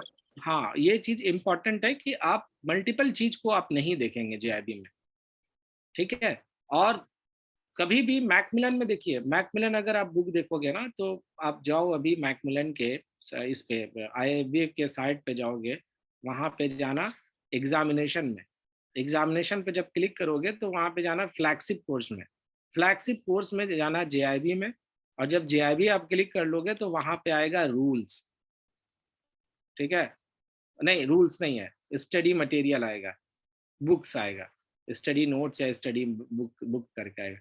जब उसको खोलोगे तो आपको बुक का वर्जन जो आएगा 2015 ये, और 2019, इतनी सारी चीजें चेंज हो गई हैं फाइनेंशियल वर्ल्ड में। और जब आप आईबीएफ की साइट पे जाओगे इंपॉर्टेंट नोट्स में, तो कॉरिजेंडम करके आएगा कि वो, कि भाई ये भी पढ़ लेना, ये भी पढ़ लेना, ये भी पढ़ लेना, ये भी वाली, ये सब करेक्शन हुआ है इसमें, इसमें ये सारी चीजें हैं, करेक्शन हो चुकी है, आप पढ़ लीजिएगा। आप कंफ्यूज कर जाओगे। तो मल्टीपल चीज लेकर के नहीं चलना है। आप यहाँ पे हो, जेआईबी आपको श्योर शॉट, जैसे आपको बता रहे हैं डॉक्टर, जैसे आपको मेडिसिन प्रिस्क्राइब कर रहे हैं, आप उसको खाओ, आप ठीक हो जाओगे। उसी तरह जो आपको बता रहे हैं बिल्कुल वैसे ही फॉलो करो, आराम से, बिना मतलब मस्ती भी करना है दोस्तों के साथ, घर भी जाना है, फैमिली के साथ भी टाइम एक्सपेंड करना है, पढ़ाई भी करना है, उन सारी चीजों का मैं बता दूंगा तरीका। नाइटमेयर कभी नहीं आएगा, कभी भी फायर फाइटिंग सिचुएशन नहीं करेंगे आप प्रिपरेशन में, आराम से जितना आप पढ़ाई कर रहे हो उतने में ही आप क्रैक कर लोगे, वो भी डिस्टिंक्शन मार्क्स के साथ, right? What is the best time to study? ये तो मुझे आप लोग ही बताओगे, कौन से टाइम में पढ़ाई करनी चाहिए? क्या लगता है कि कब पढ़नी चाहिए हम लोग? Early in the morning. चलिए, एक तो किसी ने बोला early in the morning, early in the morning क्या बोलूं मैं, 5 AM बोलूं, या 4 AM बोलूं, या फिर 6 AM बोलूं, क्या बोलूं मैं? ये early in the morning 5 AM। 5, इसको मैं मानूं, इसको मानूं 5 AM सबके हाँ लिए? सर। हाँ। ठीक है, तो अब ये 5 AM है, तो आप मुझे बताओ कि रात में आप सोओगे कब, नींद कब आएगी आपको, कब तक सो जाते हो? 10 बजे। 10 बजे सो जाते हो, 5 शुरू है, 6 आवर्स स्लीप करते हो, फाइन, आप कर सकते हो आराम से। तो 5 बजे से लेकर के 5 AM टू 7 AM और 8 AM, कितना देर पढ़ सकते हो आप? 7 AM। 7 AM, 2 आवर्स आपने पढ़ा, ठीक है। बैंक से आप कितने बजे निकलते हो? 5:30। 5:30 में आप निकल जाते हो, घर पहुंचते पहुंचते 6 बजे जाता होगा, तो फिर रात में कितना देर पढ़ सकते हो आप? 9 to 10। 9 to 10, very good. 1 घंटा आप यहाँ पे पढ़ते हो, 3 घंटा। आइडियल सिनेरियो, वेरी गुड, बहुत अच्छा, कर सकते हैं हम लोग। इसको आप ऐसे कर सकते हो, ठीक है, ये बिल्कुल ही सही टाइम है। अगर आप 10 बजे सो जाते हो तो 6 घंटे तो एटलीस्ट आपको सोने हैं, 6 से 7 घंटे, फाइन। आप 2 घंटे आप सुबह ले लो, 1 घंटे रात में ले लो।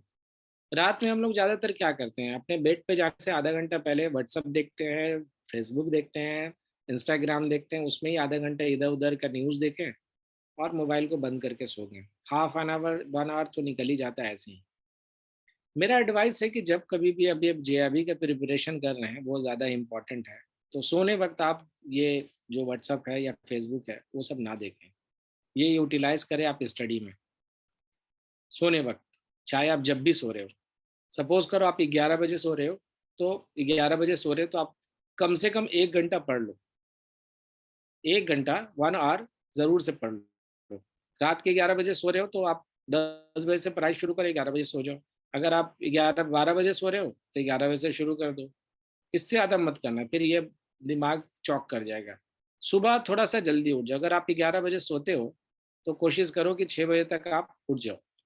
6 बजे से उठ करके जितना है ना, कम से कम 1-1.5 घंटा यहाँ भी पढ़ लो, 2 से 3 घंटे आपको पढ़ने हैं। एक तरीका और बताते हैं आपको, जैसे अभी कम टाइम है ना आपके पास, तो एक तरीका और भी हो सकता है। क्या हो सकता है? Make your time productive when you are bank. कभी बैंक में रह के हम लोग पढ़ाई कर सकते हैं? बताइए, ऐसा कर नहीं कर सकते हैं? सकते। नहीं कर नहीं। सकते हैं। बुक खोलिएगा, बॉस बोलेगा यार तुम पढ़ने के लिए आया है कि what are you doing here, हाँ, you have come for preparation for JRB और व्हाट, हु विल वर्क? मिलेगा ना ये जवाब? या फिर आपके कलीग बोलेंगे देखिए मैडम पढ़ रही थी, नहीं। तो ये आप बैंक में आप नहीं कर सकते हो, मैं बोलूँ बैंक में भी आप कर सकते हो। आपके पास 2-3 टाइम ऐसा होता है जहां पे आप फ्री रहते हो। एक होता है लंच ब्रेक, ठीक है, एक होता है नेटवर्किंग का इशू, लिंक डाउन, एक होता है जब आप बैंक से निकल रहे हो, बिल्कुल बंद करके निकल रहे हो, ठीक है ना, when you are living for the day, ठीक है। इसमें आप क्या करो, आपके पास ऐप है, जब आप ऐप से पढ़ाई करोगे तो आपको कोई कुछ नहीं बोलेगा, लगता है व्हाट्सअप सब कोई देखता है, नॉर्मल हैबिट है, इट्स अ न्यू नॉर्मल कि व्हाट्सअप कोई देख रहा है, फेसबुक देख रहा है।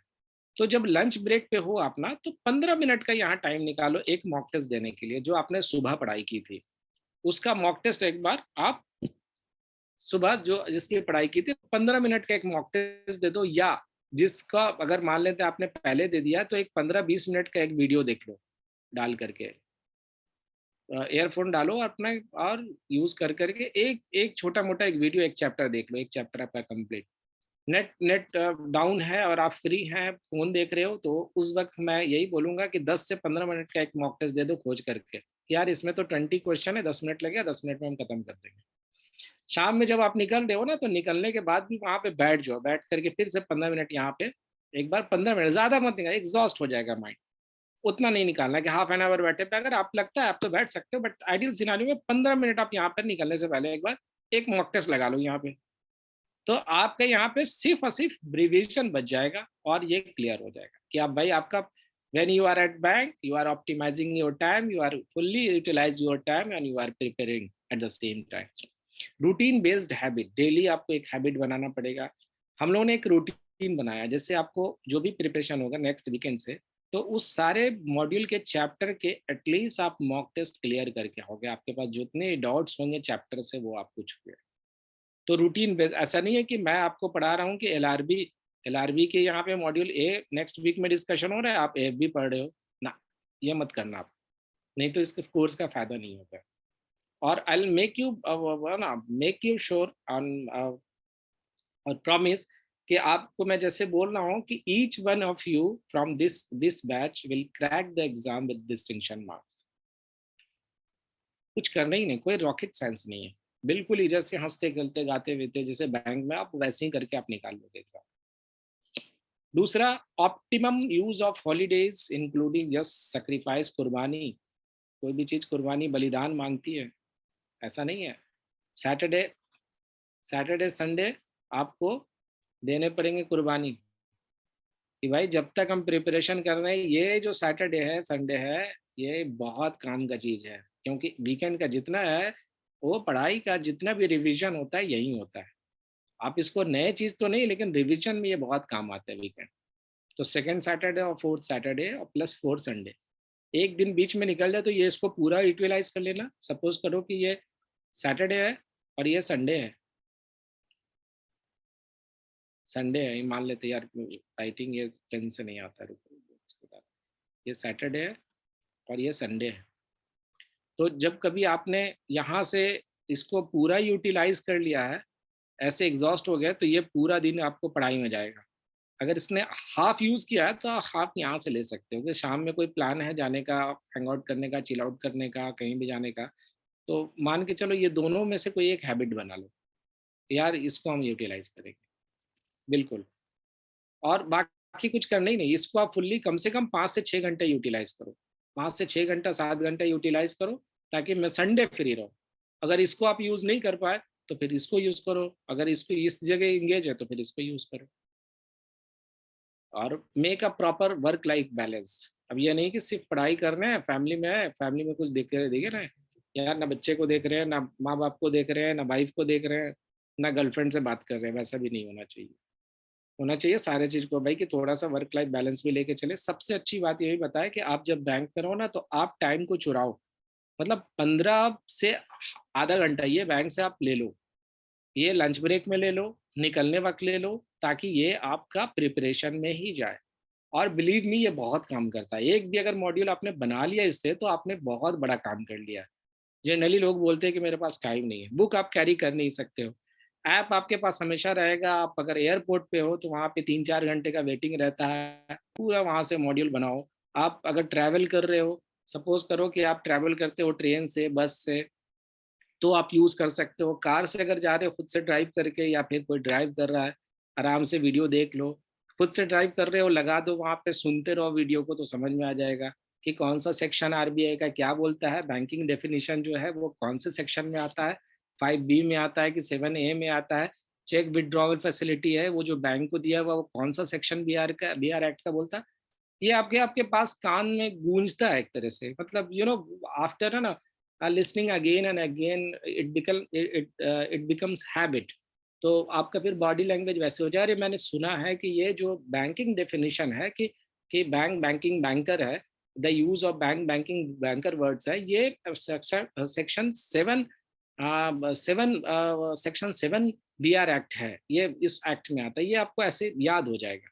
तो सुनने का भी हैबिट, अगर मान लेते हैं कहीं ऐसे जगह पे हैं, या फिर सुन नहीं सकते हैं, जहाँ पे आप फ्री हैं वहाँ पे मॉक टेस्ट लगा लो। आप 2-4 मॉक टेस्ट लगा लो, बैठे बैठे ट्रैवल कर रहे हो मॉक टेस्ट लगा लो। ट्रेन पे हो तो सबसे अच्छा है, 7-8 घंटा ट्रेन का ट्रैवल है, तो आराम से 4 घंटा आप आराम से मॉक टेस्ट लगा लो। कुछ करना ही नहीं है, कैलकुलेशन वाला पार्ट करना नहीं है। मॉक टेस्ट लगाए, रिव्यू किए, मॉक टेस्ट लगाए, करें। जहाँ पे आपको पेन कॉपी की जरूरत पड़ेगी वो ट्रेन पे आप मत करना, या फिर बस पे जहाँ पे ट्रैवल कर रहे हो वहाँ पे मत करना। यूटिलाइज कर सकते हैं टाइम। चलिए, इस कोर्स के बारे में मैं बता देता हूँ। चलिए क्या क्या है नेक्स्ट है। ये हम लोग सैटरडे संडे को क्लास करेंगे, इसी तरह गप करेंगे, पढ़ाएंगे नहीं बिल्कुल भी, सिर्फ गप करेंगे, जैसे आपको अभी मैं गप कर रहा हूँ। सेक्शन जो सेशन होगा मैक्सिमम 2 घंटे का, लेकिन यार अब ज़्यादा लग जाए तो लग जाए, उसमें ये नहीं है कि 2 घंटे ही लगे, या फिर कभी अब 1 घंटे का भी लग सकता है, डिपेंड करता है। इसमें ऐसा मैंने कोई बाउंडेशन नहीं है, बट हाँ ऑर्गेनाइजेशन की तरफ से है कि 2 घंटा आप मैक्सिमम स्टूडेंट को आप टाइम देंगे। Discussion on each important point of the module in this course. आपसे मैं ये एक्सपेक्ट करता हूँ कि जब आप ये नेक्स्ट सेशन में आए, तो जो मॉड्यूल का हम लोग क्लास लेंगे, उस मॉड्यूल के सारे MCQ बना करके आएंगे, और सारे टॉपिक के वीडियो आप देख करके आएंगे। ये इम्पॉर्टेंट है, क्योंकि अगर मैं बोलूँगा और आपको समझ में नहीं आएगा, तो फिर आपको रेफर करना पड़ेगा, वो अलग से टाइम लगेगा आपका। तो कोशिश ये करना यार, देखो आप अगर बुक पढ़ने जाओगे, तो अगर मैं बोलूँ कि एक मॉड्यूल पढ़ने के लिए, तो माइंड ऐसा, ह्यूमन माइंड ऐसा है कि वो डाइवर्ट करेगा। तो अगर मान लेते हैं 1 से 5 चैप्टर है आपका मॉड्यूल ए LRB का, राइट, तो लीगल फ्रेमवर्क से लेकर के public sector bank and private sector bank तक अगर आप पढ़ोगे इसमें, तो मोटा मोटी मुझे लगता है कि 5-6 आवर्स लगेंगे पढ़ने में, समझने में आई डोंट नो कितना, वो कैपेसिटी डिपेंड करता है आप लोगों के ब्रेन कैपेसिटी पे, कितना आप कैपेसिटी आप उसको समझ सकते हो, ग्राफ्स कर सकते हो। तो बेहतर है कि जो वीडियो है ये 5 चैप्टर का वीडियो है, ये मुश्किल से मुझे लगता है 5 घंटे भी नहीं होंगे, होंगे 3 से 4 घंटे के होंगे। पेशेंसली सुन लो इसको, पेशेंसली। ये जब आप सुन लो, एक चैप्टर बनाओ, समझ करो कि लीगल फ्रेमवर्क ऑफ बैंकिंग का मैंने कर लिया है, उसका जाके मॉक टेस्ट दे दो। ये अब आपका रटा के इससे एक भी क्वेश्चन नहीं छूटेगा, बिलीव मी। उसी तरह मान लेते मंडे को ये कर लिया, ट्यूसडे को दूसरा चैप्टर लगा लिया, उसका उसका मॉक टेस्ट दे दिया। ये पूरा चैप्टर आप कर लो, ये एटलीस्ट करके जाओ। अगर टाइम बचता है नेक्स्ट चैप्टर में भी चल जाओ, क्योंकि नेक्स्ट सैटरडे संडे को यूटिलाइज करेंगे, तो मॉड्यूल ए मॉड्यूल बी, तो मैं एक्सपेक्ट कर रहा हूँ कि एक वीक में आप 2 मॉड्यूल का वीडियो और ये देख लें, मॉक टेस्ट बना लें, क्वाइट ईजी। ये आप रात में आराम से देख सकते हैं वीडियो। तो अगर सुबह और रात में अगर वीडियो आप देख रहे हो तो अच्छा। वीडियो में एक खासियत क्या है ना, कि जो जरूरत है इसमें, क्या रिडंडेंट आप लोग समझते हो गए? You understand redundant word? क्या रिडंडेंट आप लोग समझते हो? रिडंडेंसी कुछ होती है? आप में से कोई है जो रिडंडेंट वर्ड का मतलब नहीं समझता है? कोई भी आप बताओ, मैं बताऊंगा उसके बारे में। अगर जानते हो तो अच्छी बात है। नहीं पता सर। सी, रिडंडेंट का मतलब ये होता है कि ये A to Z एक पूरा पैराग्राफ लिखा हुआ है। इस पूरे पैराग्राफ में मीनिंग की चीजें सिर्फ इतनी है, बाकी ये सब फालतू है। ये सिर्फ इतना ही काम की चीज है। आप आरसी बनाते हो ना रीडिंग कॉम्प्रिहेंशन से, तो उसमें क्या आरसी के सारे क्वेश्चन आते हैं, उसमें से 5 क्वेश्चन बनाने के लिए आपको पूरे पढ़ने पड़ते हैं। मतलब की चीजें कहाँ होती है? 4-5 लाइन की जगह पे होती है, तो वो उसको बोलते हैं रिडंडेंट।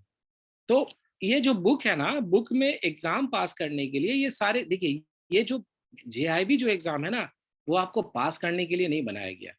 जेआईबी और सीआईबी बनाया गया आपको फेल करने के लिए। और अभी जो चैप्ट बन रहे हैं सिलेबस, वो मान के चले कि आपको पास करने के लिए नहीं बनाया गया, इसको फेल करने के लिए बनाया। तो हम लोग क्या करते हैं, हम लोग ये करते हैं जब पढ़ाई करते हैं तो उसके लूप होल्स निकाल करके वहां पे पहुंचते जैसे पास कर जाए। ये इतना डिफिकल्ट क्यों बनाया गया यार? ये गेम लगता है वीडियो गेम है, लेवल 1 लेवल 2 लेवल 3 तरह से चलता है। इस बार अगर नहीं किया तो 45 नहीं आना। अब तो और नेगेटिव मार्किंग आ गया, हर क्वेश्चन के पॉइंट 4, एक गलती पर आपको ये पेनल्टी देने पड़ेंगे। तो ये जो एग्जाम है, एग्जाम बनाया डिजाइन ही ऐसा किया गया है कि आप फेल करें। हम लोग इसको एक लूप होल्स निकाल करके उसको पास करने की कोशिश करते हैं। तो जो चैप्टर है, जैसे ये एग्जाम फेल करने के लिए इसलिए बनाया गया है कि ये आप सोचे कि ये आपको पास करने के लिए ना, आपको पढ़ने के लिए बोला गया है। आपका इंक्रीमेंट यूं ही नहीं दिया जाता, जेआरबी पास कर लो। उनका मकसद ये होता है बैंक का कि जब आप बैंक में हो तो आपको एक्सपीरियंस होना चाहिए, आपको नॉलेज होना चाहिए कि कोई एक नॉलेज है सरफेसी एक्ट में, या फिर मान लेते एनआई एक्ट में अगर कोई चेक आ जाता है कंपनी का, मान लेते कोई बेरर चेक है और एबीसी लिमिटेड करके लेकर आ गया, पेई में लिखा हुआ है, और ये बेरर चेक है, आप पेमेंट करोगे कि नहीं करोगे, ये आपको पता होना चाहिए। ये वो सोचता है कि कॉमन सेंस जो होता है और जो बैंक के जो बेसिक नॉलेज है, वो एज ए बैंकर आपको पता होना चाहिए, चाहे कोई भी वर्टिकल हो। तो उनका मकसद है आपको नॉलेज देना। अब ये नॉलेज मुझे नहीं लेना, यार छोड़ो, मुझे नहीं पढ़ना, हाँ टाइम नहीं मिल पा रहा, नहीं पढ़ रहा है, तो बैंक ने क्या किया, ठीक है ये लोग ऐसे नहीं पढ़ेंगे, इनको एक काम करो, एक लालच दे देते हो। लालच क्या देते हैं कि ठीक है आप अगर ये पास कर लोगे ना, ये और जेआईबी पास कर लोगे, तो अगर आप लोअर ग्रेड पे हो तो आपको एक एक इंक्रीमेंट मिल जाएगा, ठीक है। और आपका बोले इंक्रीमेंट नहीं चाहिए, बोले ठीक है प्रमोशन भी नहीं मिलेगा, फिर आपको तो करना पड़ेगा।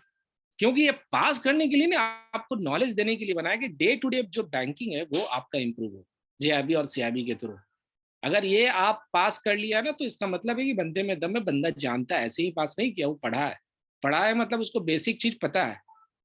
और बैंक ऐसा सेंसिटिव जगह है जहाँ पे, अभी मैंने एक्चुअली रॉन्ग क्रेडिट में हम लोगों ने बात करना भूल गए कि रॉन्ग क्रेडिट होता है या कुछ भी होता है, वहाँ पे नॉलेज इशू भी आती हैं। कई बार हमारे सीनियर्स होते हैं जो उनको भी नहीं पता होता है, और कई बार हमारे ब्रांच में क्या पूरे जोन में कोई एक चैंपियन होता है, सारे लोग उसी को फोन करते हैं, अरे यार बताओ तो जरा इस सिनेरियो में क्या होता है, अरे उससे पूछ लो। या कई बार ऐसा होता है कि एक हायरार्की मिल जाता है, हेरिडेटरी रहता है, मतलब हायरार्की है कि भाई उन्होंने किया था तो मुझे ही पता है, वो ऐसे ही करते थे, यहाँ पे मुझे वैसे ही बता के गए। नहीं, each and every circular is available in banks internal website, आप जाओगे डाउनलोड कर सकते हो, लेकिन पढ़ता कौन है? सारे जो सर्कुलर हैं आरबीआई के वो अवेलेबल हैं, आरबीआई के साथ पे, बट पढ़ता कौन है? कोई नहीं पढ़ता। जब तक वो बैंक में कोई पेनल्टी नहीं आ जाए या फिर हमारे इंटरनल प्रोसेस में नहीं आ जाए या कंप्लायंस में नहीं आ जाए, जब तक ऑडिट में कहीं फाइंडिंग नहीं आता, हम लोग उस सर्कुलर पे ज़्यादा दिमाग नहीं लगाते हैं। क्यों? कि अरे छोड़ो ना, रहने दो। तो जेआईबी का मकसद ही है आपको नॉलेज देना। ये आप पढ़ लोगे तभी तो बोलोगे कि junior associate of Indian institute of banking के हैं। ये जूनियर एसोसिएट बोल दिया गया, और यहाँ पे आप सर्टिफाइड एसोसिएट हैं आप बोल देते हैं। इसीलिए तो बोला जाता है कि मैं एसोसिएट हूँ। आप लाइफ टाइम मेंबर अगर सीआईबी आप नहीं किए हो तो आईएफबीएफ के कभी भी लाइफ टाइम मेंबर नहीं बन सकते हो। आई बात समझ में? तो ये नॉलेज देने के लिए आपको दिया गया है। आपको it is not like that you just pass this exam and you get the increment and promotion, not like that. You have to pass this exam in order to get the knowledge, basic knowledge of banking, so that you can improve your day to day banking. So it is very important कि जब आप पढ़ाई कर रहे हो तो कैसे कर रहे हो, पास भी करना है और नॉलेज भी लेना है, ये दोनों चीज मान के चलना है। आई बात समझ रहे? तो हम लोग क्या करते हैं, जो रिडेंडेंट वर्ड है, अगर वीडियो में अगर आपने पढ़ा एक को पूरे पढ़ करके आपने सारे चीज को लाए, तो रिडेंडेंट चीज जो काम की चीजें नहीं है वो चीजें हम लोगों ने वीडियो में नहीं दिया। हमने सिर्फ और सिर्फ वो चीज दिया है जो इससे आप एग्जाम पास कर लोगे और जो नॉलेज हो जाएगा। फालतू की चीजें इसमें इसलिए हटा दिए गए कि वो ना तो आपके एग्जाम में आएंगे और ना ही आपके नॉलेज के लिए। तो वीडियो आप 3 से 4 घंटे में मुझे लगता है एक मॉड्यूल आप आराम से क्लियर कर सकते हो। ठीक है, नेक्स्ट। हाँ, नेक्स्ट ये आपके लिए मैंने बहुत बक लिया इतने देर में। अब आप मुझे बताओगे कि अगर कोई प्रॉब्लम, कोई क्वेश्चन, किसी तरह का कोई चीज है तो मुझे बताओ आप। अब मैं थोड़ा आराम कर लेता हूँ, आप लोगों को बोलने देता हूँ। चलिए सर शुरू कीजिए।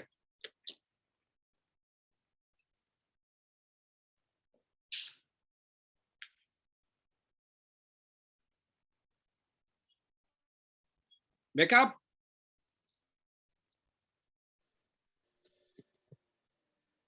शुरुआत कहाँ से करनी है सर अभी? शुरुआत शेड्यूल में दिया हुआ है। हम लोग एलआरबी से शुरू करेंगे। एलआरबी के जितने भी मॉड्यूल हैं हम लोग एक एक दिन में कवर कर लेंगे, एक एक मॉड्यूल। बट एक मॉड्यूल हम लोग 2 दिन में कवर करेंगे एएफबी के। मतलब एएफबी के टोटल जो मॉड्यूल हैं, 4 मॉड्यूल हैं, हम लोग 8 सेशन में ख़त्म करेंगे। हर एक मॉड्यूल पे 2 दिन हम लोग कवर करेंगे, क्योंकि उसमें क्वेश्चन ज़्यादा होंगे, डाउट्स ज़्यादा होंगे, तब उसको करेंगे। तो एलआरबी से शुरू करेंगे। आप फर्स्ट मॉड्यूल आप तैयार रखोगे, नेक्स्ट सैटरडे को जो क्लास होगा वो फर्स्ट मॉड्यूल आपका नेक्स्ट सैटरडे को शुरू होगा। तो आप आपसे ये उम्मीद करते हैं कि अच्छा सैटरडे नेक्स्ट संडे को भी मॉड्यूल बी कर लेंगे हम लोग। तो मॉड्यूल ए और बी इस वीक में आप खत्म कर लो, पढ़ाई वीडियो देख लो और मॉक टेस्ट बना लो।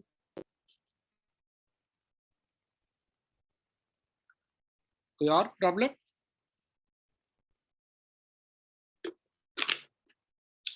मैं फाइन लगा दूंगा सब पे, अगर जिसने भी क्वेश्चन नहीं किया मैं फाइन लगा दूंगा। और एक आपका जो प्रोजेक्ट है, जो क्या क्या प्रोग्राम कोऑर्डिनेटर है, उसको भी पीछे लगा दूंगा। दिन रात फोन करेगा आपको, सर आपने ये चैप्टर कंप्लीट नहीं किया, सोच लो। जिसने भी क्वेश्चन नहीं किया वो मैं नोट कर लेता हूँ, और उसका फिर वो जीना मैं आराम करवा दूंगा कि भाई आप इतना फोन करते हैं। यस, आप यानी इसका मतलब है आप डाउट्स नहीं है तो पढ़ाई नहीं कर रहे हो। डाउट्स पूछो, क्वेश्चन पूछो, मुझे अच्छा लगता है क्वेश्चन का जवाब देने। मुझे लगता है कि आप लोगों ने जो बोला वो समझ में आया, या फिर कोई डाउट है, आप सचमुच सीरियस हो जाए अभी को लेकर के। चलिए स्टार्ट करते हैं। फर्स्ट वन, अथुनांतो। आप बोलो कुछ, आपने कुछ भी नहीं बोला है, बोलो क्वेश्चन पूछो।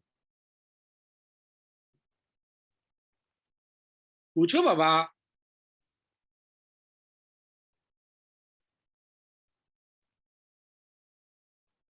बिनल। सर अभी पढ़ाई स्टार्ट नहीं की तो अभी कुछ डाउट या क्वेश्चन नहीं है। ये देखो, ये ऑनेस्टली इसने जवाब दिया है। I am really happy with the answer कि मैंने पढ़ाई शुरू नहीं किया तो अब मैं क्या ही क्वेश्चन पूछूं इसमें। आप ऐसे भी जीआईबी से रिलेटेड कुछ अगर क्वेश्चन है तो आप पूछ सकते हो, कोई दिक्कत नहीं है। अगर है तो पूछ सकते हो, नहीं तो फिर मैं दूसरे से पूछता हूँ। है अगर कोई क्वेश्चन? अभी जो मैंने बताया आपको सेशन कैसा लगा? कॉन्फिडेंस आया सर एक कि हम जेईबी क्रैक कर सकते हैं। Very good. क्यों ऐसा कॉन्फिडेंस पहले क्यों नहीं आया, अभी क्यों आ गया? अभी इसमें से कोई पता नहीं, बस एग्जाम देने गए थे ऐसे ही पिछली बार। इसमें से पता नहीं था कि ये कौन सा चैप्टर है, कितने चैप्टर है, क्या सिलेबस, कुछ पता नहीं था। Very good. ये मॉड्यूल वगैरह कुछ पता नहीं। अच्छा, कोई नहीं। ये मैं इसका जो पीपीटी है ना, ये पीपीटी आपके नोटिफिकेशन वाले सेक्शन में, जहां से आप सेशन पे आते हो ना एग्जाम अटेंड करने के लिए, उसके बगल में होगा। इसमें ये चला जाएगा। आप इसको डाउनलोड भी, इसका वीडियो भी रहेगा। आपका जो भी वीडियो रिकॉर्ड हो रहा है ना, इन केस कभी क्लास छूट भी आता, बट छोड़ना नहीं। जो भी क्लास छोड़ेगा मुझे प्रायर इन्फॉर्मेशन देगा कि वो क्लास आज नहीं अटेंड कर रहा है। अभी क्या है ना, आज ये इंट्रोडक्शन था, बहुत सारे स्टूडेंट नहीं आए हैं। तो जो भी क्लास अगर छोड़ेगा, मिस करेगा, मुझे प्रायर इन्फॉर्मेशन देगा कि मैं आज नहीं आ रहा, नहीं तो मैं फाइन करने वाला हूँ उसको। तो मैं चाहता हूँ कि आपके इस बैच से जितने भी लोग हैं जेआईबी पास करें, वो भी डिस्टिंक्शन मार्क्स से। तो आप यकीन रखो, मैं जो बता रहा हूँ उस पर करो, और मुझे भरोसा दिलाओ कि मैं जैसे जैसे बता रहा हूँ आप वैसे वैसे कर रहे हो। तो ये इम्पॉर्टेंट है कि जब आप पढ़ रहे हो ना, तो आप सही डायरेक्शन में पढ़ रहे हो। तो कोई भी क्लास मिस करना, उसका एक वैलिड रीजन हो जाना चाहिए कि हाँ, मैं क्लास अटेंड नहीं कर रहा हूँ। वीडियो रहेगा इसका, जो भी हम लोग पढ़ाई करेंगे उसका वीडियो आपको आपके उसमें मिल जाएगा। ठीक है, और कोई क्वेश्चन? राजेश, रविराज, राहुल, प्रशांत। सर एक चीज ये पूछना था, जैसे अभी आपके कोर्स में तो थ्योरेटिकल पार्ट बहुत सारा है, फिर पीपीटी मॉडल भी है, तो it's better to go for PPT and then for MCQ, और थ्योरेटिकल जो है वो छोड़ दे, जो रिटेंडेंट पार्ट की आप बात कर रहे थे। पीपीटी मतलब कौन से पीपीटी की बात कर रहे हो आप? जैसे मॉड्यूल वाइज है, टॉपिक वाइज जो है, तो उसको गो थ्रू करें या फिर पूरा जो चैप्टर वाइज जो आपने। नहीं, आप देखिए, आप वीडियो आपको देखना है। हाँ वही कह रहा अगर हूँ कि आप पीपीटी में।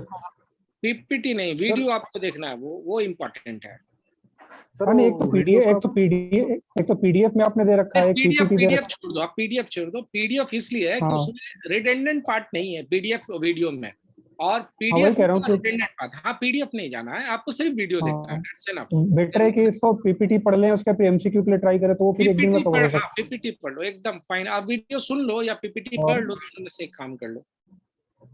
क्योंकि सही है। एमसीक्यू तो फिर बैंक में हम कवर कर सकते हैं कि ठीक है, पंद्रह हाँ, बीस जैसे मिनट मैंने टाइम बताया निकाल ना के कि अच्छा, एमसी। एक चीज और भी आप रखना, जैसे मतलब ये चीजें मुझे बोलना नहीं चाहिए फिर भी, कि when you are preparing for JAIIB ना, तो don't disclose it. Don't disclose it among your friends, especially I am talking about your bankmates. उनके सामने, कलीग्स के सामने डिस्क्लोज मत करो कि यार मैं जेआईबी देना हूँ, मैं जेआईबी का मॉक टेस्ट लगा रहा हूँ, प्रिपरेशन कर रहा हूँ बैंक में स्पेशली। यार देखो, मैं भी बैंक में था, बहुत दिन तक रहा हूँ, हर तरह के अप्स एंड डाउन्स देखा हूँ, बहुत तरह के डिपार्टमेंट में गया हूँ, बहुत सारी चीजें देखा हूँ। अब कहीं ना कहीं ये चीजें आगे लोगों को पता चल जाता है यार, when you are at bank and you are not suppose to prepare anything. आप चैट आप कर रहे हो ना, किसी को कोई मतलब नहीं। चैट अगर आप कर रहे हो फेसबुक पे, अगर टाइम दे रहे हो ना, अरे थोड़ा सा टाइम दे दिया तो क्या दिक्कत। लेकिन जब आप प्रिपरेशन करते हो ना, और ये डिस्क्लोज कर देते हो ना सबके सामने कि हाँ मैं मॉक टेस्ट लगा रहा था यार, 15 मिनट का लगा देता हूँ, वैसे लोगों से डिस्क्लोज कर सकते हैं जो खुद प्रिपरेशन कर रहा है, या फिर बहुत कॉन्फिडेंस है आपको अपने मतलब दोस्ती पे, उनको डिस्क्लोज कर दो। बाकी लोगों को नहीं करना, क्यों नहीं, तो लगेगा यार वो जेआईबी का प्रिपरेशन करता रहता है। ये मतलब मेरा अपना पर्सनल व्यू है इस पे। मैं मतलब ऑफिशियली कुछ ऐसा बोल नहीं रहा हूँ कि आप अपना डिस्क्लोज मत करना। आप जब बैंक में आप इस तरह से ऑफिशियल टाइम में देते हो ना, चुपचाप अपना पढ़ते रहो, मॉक टेस्ट लगाते रहो। ठीक है, ज्ञान है यार, ऐसे ही एक्सपीरियंस से ज्ञान दे रहा हूँ। सर वो वीडियो का स्पीड जो है ना, तो स्पीड नहीं बढ़ता है वो थोड़ा सा। किसका स्पीड नहीं बढ़ता? वीडियो का वीडियो का स्पीड वीडियो। बढ़ता है यार, बिल्कुल बढ़ता है। आप वीडियो में आप जाओगे, सेटिंग है ना, सेटिंग के बगल में आप एक आइकन है, जब आप उसको क्लिक करोगे तो वहां पे 200% भी आता है और 150% भी आता है। आराम से बढ़ा सकते हो, 1.5 टाइम्स भी बढ़ा सकते हो, टू टाइम्स भी बढ़ा सकते हो। ऑप्शन है उसमें, आप चेक कर लेना। ठीक है, ओके। और कोई क्वेश्चन? और स्टडी मटेरियल सर ना तो डाउनलोड होता है ना प्रिंट होता है, कुछ ऐसा ऑप्शन नहीं है क्या? ये राजेश, ऐसा है ना, स्टडी मटेरियल देखिए, आपकी स्टडी मटेरियल उसमें बहुत सारे रिडंडेंट है। आई डोंट से कि भाई आप उसको नहीं करें, उसमें आप ऐप में डाउनलोड हो जाता है। ऐप में डाउनलोड हो जाए, अगर आपको डाउनलोड करना है ना तो आप वेबसाइट से डाउनलोड कर लो, ऐप में डाउनलोड नहीं होगा वो। वेबसाइट हाँ पे जाओ तो हाँ, कंप्यूटर पे डाउनलोड हो जाएगा। ठीक है, प्रिंट नहीं होगा, प्रिंटेबल नहीं है शुरू से ही। मतलब सी, ये जो इनिशिएटिव है माई ऑनलाइन प्रेप ना, वो डिजिटल इंडिया के इस पे ही इनका इनिशिएटिव ही है कि उस पे ही क्या क्या चल करके हम लोग माई ऑनलाइन प्रेप का प्रिपरेशन कराते हैं कि डिजिटली हम लोग सारी चीज को करेंगे, नो पेपर वर्क। तो हम लोग कोई करस्पॉन्डेंस पेपर से नहीं देते हैं, सारे चीज डिजिटली। इसलिए तो आप सोचो ना कि बुक्स है अवेलेबल, नोट्स है अवेलेबल हैं, बट फिर भी ऐप आया है ताकि आप बैंक में बैठे हुए ना ऐप से आप पढ़ करके एग्जाम क्लियर कर सकते हो, क्योंकि आप बैंकर हो और आप नॉर्मल स्टूडेंट तो हो नहीं कि आपके पास टाइम होगा।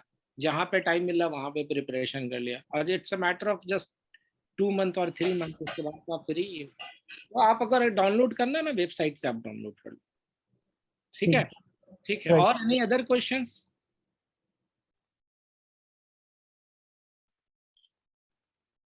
तो क्या सेशन को बंद किया जाए? कोई क्वेश्चन है तो बोल दो, नहीं तो फिर मैं बंद करता हूँ, फिर आप बता दो। वो बुक लेना जरूरी कैसे, मैकमिलन का कौन नहीं कौन नहीं, सा बोल बिल्कुल रहे नहीं, थे आप? बिल्कुल नहीं, बिल्कुल नहीं, कोई बुक लेना नहीं है। आपने माई ऑनलाइन प्रेप का ले लिया, दैट्स एनफ, आप उसी को पढ़ो, काफी है। ओ- ओके सर। हाँ, कुछ लेने की जरूरत नहीं है। कुछ और?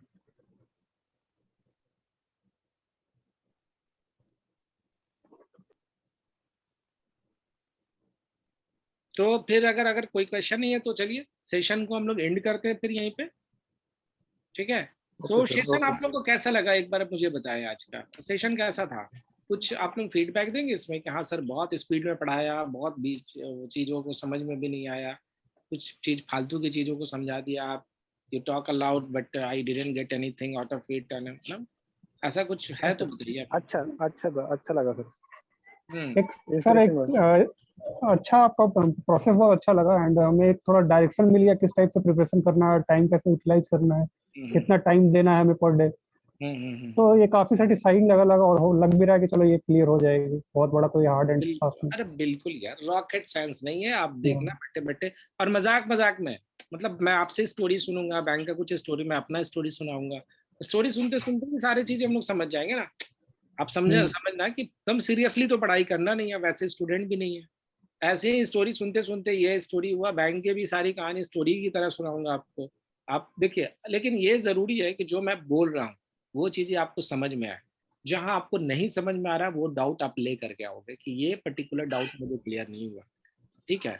तो कोई जैसे अगर मान लेते हैं मॉड्यूल ए से हम लोग बात करेंगे नेक्स्ट टाइम में, नेक्स्ट सैटरडे को, तो उस मॉड्यूल ए से जो क्वेरीज होंगे, क्वेश्चंस बना करके या फिर पढ़ करके आपको कोई क्वेरीज है, वो आप बताओगे कि ये डाउट्स है सर, ये इसको कैसे हैंडल करना है या इस क्या क्लैरिफिकेशन। अब अगर आप मॉड्यूल बी से कहीं पर ले आओगे, स्पेसिफिक क्वेरी है, तो आप मुझे पहले से बता दो कि ये क्वेरी है सर, तो मैं चाहूंगा कि या तो मुझे टाइम मिला तो इस फोरम पे ही एड्रेस कर दूंगा, या फिर बाद में आपको 1-to-1 सेशन लेकर के एड्रेस कर दूंगा। सर कोई एक ऐसा व्हाट्सएप ग्रुप नहीं बना सकते जिसमें मतलब डाउट्स कभी हो तो हाँ रेज करके बिल्कुल डिस्कस किया बिल्कुल, जाए? ये इसके बाद हम लोग नेक्स्ट सैटरडे तक आपका बन जाएगा।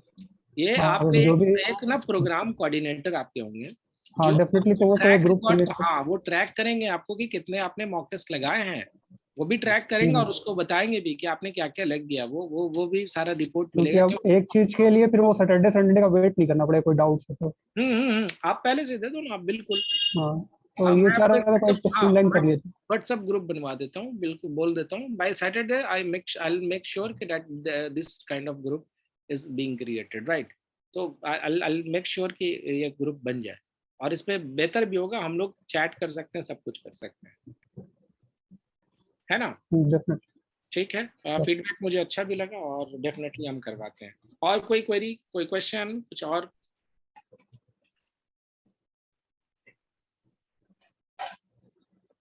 अच्छा, नेक्स्ट टाइम में आपको मैं एक आईडी दूंगा, मतलब प्रोग्राम कोऑर्डिनेटर आपको एक आईडी देंगे, आप जब भी अपना नाम यहाँ से लॉगिन करना ना, आईडी के साथ लॉगिन करना, एक यूनिक आईडी रहेगा, ताकि बहुत सारे हैं जो ऐसे भी आप स्टूडेंट हैं जो चले आएंगे, वैसे तो कोई दिक्कत नहीं है, फिर भी मुझे पहचानने में आसानी हो जाएगी कि ये बंदा कौन है। ठीक है। तो मे बी जो प्रोग्राम कोऑर्डिनेटर रहेंगे वो कांटेक्ट करेंगे या करेंगे, जो भी आपको असाइन हुए होंगे करेंगे, वो आपको एक यूनिक आईडी दे देंगे, बता भी देंगे कि कैसे करना है। ठीक है, तो चलिए हम लोग Yes. समाप्त करते हैं। अगर कोई still if you have any query you want to ask और you want to get it clarified, just tell me, I am here for another 2 minutes.